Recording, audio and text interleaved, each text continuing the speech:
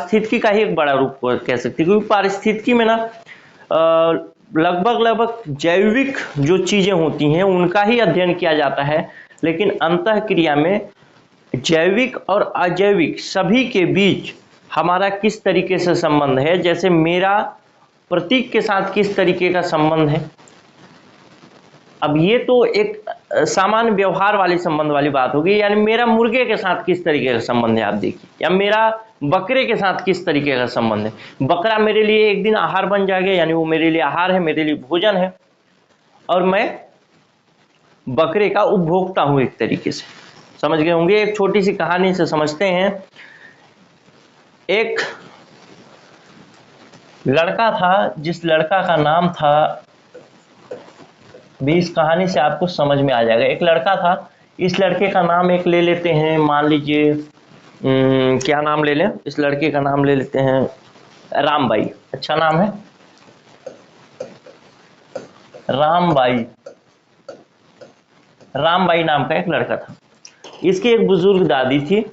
ये बुजुर्ग दादी कुछ दिनों में उनका देहांत हो गया, और देहांत होने के बाद ये जनजातीय समुदाय से, यानी गोंड जनजाति से मान लीजिए बिलोंग करते हैं, तो गोंड जनजाति में शव को जलाने की परंपरा नहीं है, उनको दफनाने की परंपरा है।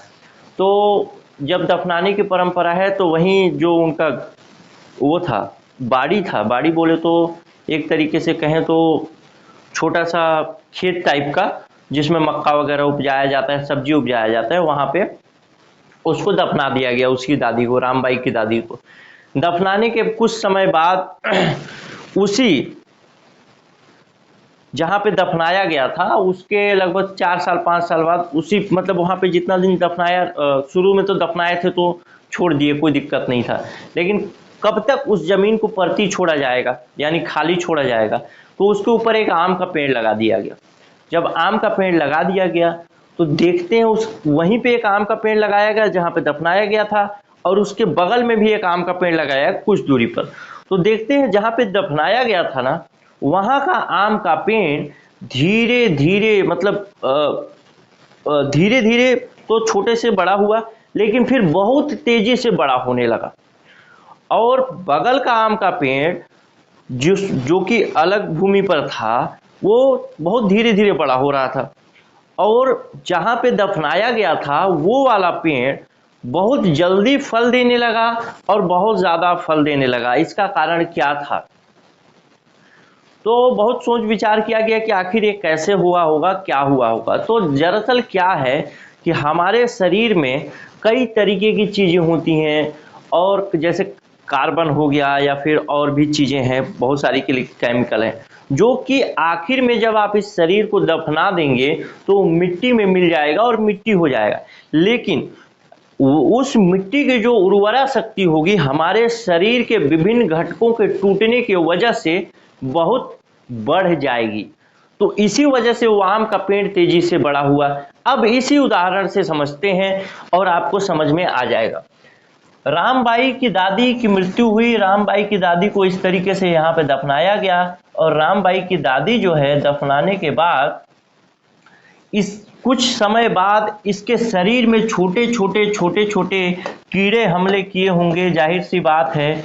और छोटे छोटे कीड़े हमले करने के बाद, कीड़े मतलब बैक्टीरिया, वायरस वगैरह, जो कि जमीन के नीचे होंगे, नमी की ओर खींचे चले आए होंगे और इस शरीर को खाना शुरू किए होंगे। और शरीर को खाने के बाद इसको अपघटित कर देंगे पूरी तरीके से। अपघटित करने का मतलब विनष्ट कर देंगे, और एक तरीके से मिट्टी हो जाएगा। ठीक है, तो विनष्ट करने के बाद एक तरीके से मिट्टी हो गया। अब ये मिट्टी बन गया। अब इस मिट्टी में के ऊपर एक आम का पेड़ है। ठीक है, तो देखिए, इस शरीर को विघटित करने के लिए हमको किस चीज की आवश्यकता पड़ी? ये छोटे छोटे कीटों की आवश्यकता पड़ी। और इन छोटे छोटे कीटों का इस शरीर के साथ कैसी क्रिया हुई? तो इन छोटे छोटे कीटों का इस शरीर के साथ अंतःक्रिया हुआ। अंतःक्रिया कैसे हुआ? ये जो छोटे छोटे जीव थे, छोटे छोटे कीट थे, छोटा जीव भी मान लीजिए, छोटा जीव जो था इस शरीर को खाता गया, तो इसको खाने से इस जीव को क्या मिला? भोजन मिला। दूसरी बात, ये शरीर क्या हुआ उसके बाद, ये शरीर नष्ट हो गया, यानी शरीर को नष्ट करने के लिए जीवों की आवश्यकता है ना। तो ये जीव और शरीर के बीच अंतःक्रिया है। अब देखते हैं इस जीव का इस मिट्टी के बीच अंतःक्रिया क्या है। ये जीव ऐसे खुले में नहीं रह सकते, इनको रहने के लिए चाहिए मिट्टी, मतलब मिट्टी चाहिए का मतलब नमी चाहिए, तो ये जमीन के नीचे ही रहेंगे। तो जमीन के नीचे रहने के लिए मिट्टी क्या दे रहा है, उनको एक तरीके का आवास दे रहा है, निवास स्थल दे रहा है। और उस निवास स्थल के बदले वो लोग मिट्टी को क्या दे रहे हैं, उसके बदले ये लोग इसी तरीके से कई जीवों को खा करके छोटा छोटा इस मिट्टी को अधिक उर्वर बना रहे हैं ना, समझ आ रहा होगा। इस मिट्टी को अधिक उर्वर बना रहे हैं, तो इसके और इसके बीच अंतःक्रिया क्या हो गई ना, अंतःक्रिया स्थापित। उसी तरीके से ये पेड़ जो है, ये पेड़ कहाँ वो जन्म लेगा, कहाँ मतलब पैदा हो सकता है, किसी न किसी मिट्टी पर पैदा होगा, बड़ा होगा, खड़ा होगा, तो किसी न किसी मिट्टी पर खड़ा होगा। अब इसके और इसके बीच अंतःक्रिया हो जाएगी, अर्थात पेड़ को खड़े रहने के लिए मिट्टी चाहिए, बहुत अच्छी बात है। अब पेड़ जहाँ पे खड़ा रहेगा, जहाँ पे मतलब पेड़ जहाँ पे लगाया जाएगा, पौधा लगाया जाता है एक्चुअल में, पेड़ तो राहुल गांधी की भाषा में हो गई, उनको शायद कई जगह मैं देखा हूँ जोक वगैरह, तो ऐसा नहीं, पेड़ नहीं लगाया जाता पौधा, जो बाद में पेड़ बन जाता। तो इस मिट्टी का इस पेड़ के बीच अंतःक्रिया क्या है, इस पेड़ को मतलब बड़ा होने के लिए, पौधे को बड़ा होने के लिए मिट्टी की आवश्यकता है। और इस पेड़ जहां पे इसकी जड़ें जाएंगी, उतनी मिट्टी को ये बांध के भी रखेगा, ठीक है, जड़ की वजह से बांध के रखेगा, तो यहाँ का मिट्टी बाहर नहीं जा सकता, बह नहीं सकता। तो इसके और इसके बीच इसने इसको रहने का आश्रय दिया, लेकिन इस पेड़ ने भी इसको एक तरीके से सहारा दिया कि वहां का मिट्टी बना रहे, नहीं तो मिट्टी ही नहीं रहेगा तो कहां से जाएगा।